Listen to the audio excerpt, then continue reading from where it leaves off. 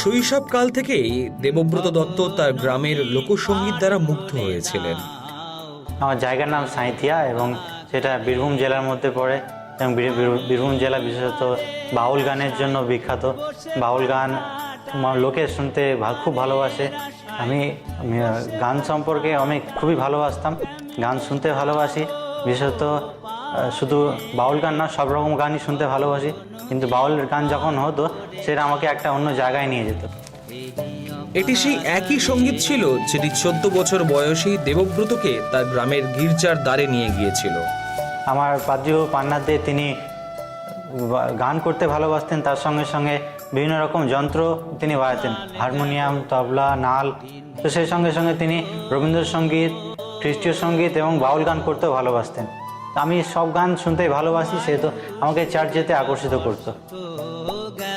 প্রতি রবিবার দেবব্রত বিশ্বস্তভাবে গির্জায় যেতেন, কিন্তু তিনি শুধুমাত্র প্রথম 20 মিনিটের জন্য সেখানে থাকতেন। আমি গান ভালোবাসতাম এবং গানের প্রতি আমি দৃষ্টি রাখতাম, যে গান খুব ভালো লাগতো। গান শেষ আর কিছু নেই চার্চে, তা আমি ফিরে চলে আসতাম এবং আমি আনন্দ পেয়ে গেছি, আমার আর কোনো আনন্দ দরকার নেই, আমি চলে আসতাম বাড়ি ফিরে। দেবব্রতর এই নিয়মিত ব্যবহার লক্ষ্য করে চার্চের পাস্টর তাকে একটি নতুন নিয়ম বাইবেল উপহার দিয়েছিলেন। পাদ্রীবাবু আমাকে বইটা দিয়েছিলেন, তিনি বলেছিলেন বইটা পড়বে এবং এখানে যিশু কিসের জন্য পৃথিবীতে এসেছিলেন, কেন মারা গেছেন এবং তিনি কিসের জন্য আবার পৃথিবীতে ফিরে আসবেন, তিনি আমাদেরকে নিয়ে যেতেন। তিনি আরও ভালোভাবে লেখা আছে, তুমি এটা পড়ে জানতে পারবে। তবে দেবব্রত সেই বাইবেলটি পড়তে বিরক্তি বোধ করেছিলেন। এক বিকেলে তিনি তার সময় অতিবাহিত করার জন্য বাইবেল পড়েছিলেন। আমি বইটা খুলে আমি পড়তে শুরু করলাম এবং সেটা লোকলিখিত সুসমাচার ছিল, যেটা আমি পুরোটা পড়ে শেষ করলাম। এবং সেখানে যিশু কে ছিলেন, কেন পৃথিবীতে এসেছিলেন, যিশু আমার জন্য কী করেছেন, আমি আরও ভালোভাবে জানতে পারলাম পড়ে।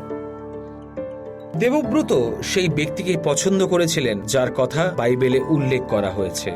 আমি যখন নতুন নিয়মটা পড়ছিলাম, আমি জানতে পারলাম যে যিশু কেন পৃথিবীতে এসেছেন এবং যিশু আমার জীবনে কী করেছেন। আমি বুঝতে পারলাম যে আমি পাপী ছিলাম এবং আমার পাপের জন্য যিশু খ্রিস্ট পৃথিবীতে এসেছেন এবং আমার পাপের জন্য তিনি মারা গেছেন এবং তিনি আবার দ্বিতীয়বার ফিরে আসবেন আমাকে স্বর্গে নিয়ে যাওয়ার জন্য।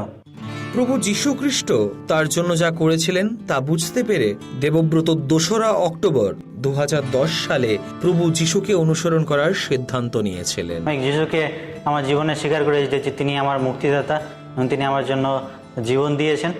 এবং আমি যখন আমি যীশু খ্রিস্টকে গ্রহণ করলাম, আমি বিশ্বাস করিলাম যে আমি বুঝতে পারলাম যে আমার জন্য কেউ আছে, যে আমার জন্য, আমার পাপের জন্য তিনি রক্ত দিয়েছেন ক্রুশে, আমার জন্য তিনি মারা গেছেন।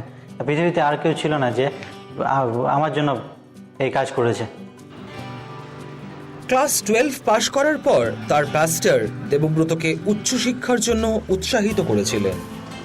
তিনি আমাকে পছন্দ করেন যে তুমি কি বাইবেল কলেজে পড়তে রাজি আছো?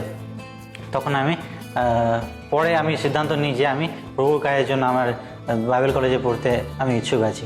আমি 2012-তে ব্যাচেলর অফ থিওলজি পড়তে শুরু করি ক্যালকাটা বাইবেল কলেজে এবং 2015-তে শেষ করি এবং তারপরে মাস্টার অফ ডিভিনিটি 2 বছর কমপ্লিট করি 2017-তে। বর্তমানে দেবব্রত দত্ত একটি এনজিওর সাথে যুক্ত আছেন যা শিশু পাচার প্রতিরোধের কাজ করে। তিনি তার গ্রাম এবং তার লোকসঙ্গীতকে মিস করেন, কিন্তু তার বিশ্বাস যে তার জীবনের জন্য ঈশ্বরের কাছে আরো মহান পরিকল্পনা রয়েছে। ঈশ্বর আমাকে শিশুদের কাজের মধ্যে দিয়ে নিয়ে এসেছেন। তিনি আমাকে শিখিয়েছেন কীভাবে শিশুদের নির্যাতন থেকে তাদেরকে দূরে রাখতে হয়, শিশুদেরকে যে পাচারকারীদের থেকে কীভাবে দূরে রাখতে হয় এবং তিনি আরও ভালো শিশুদেরকে কীভাবে প্রভুতে খ্রিস্টে বেড়ে ওঠা এবং তাদেরকে সুন্দরভাবে নিজেদের জীবনে যা কিছু অধিকার আছে সেইটা পাইয়ে দেওয়া খ্রিস্ট আমাকে শিখিয়েছে এবং বাচ্চাদেরকে সুন্দরভাবে এই সমাজে নতুন সমাজ গড়ে তোলার জন্য তিনি আমাকে কাজে লাগিয়েছেন।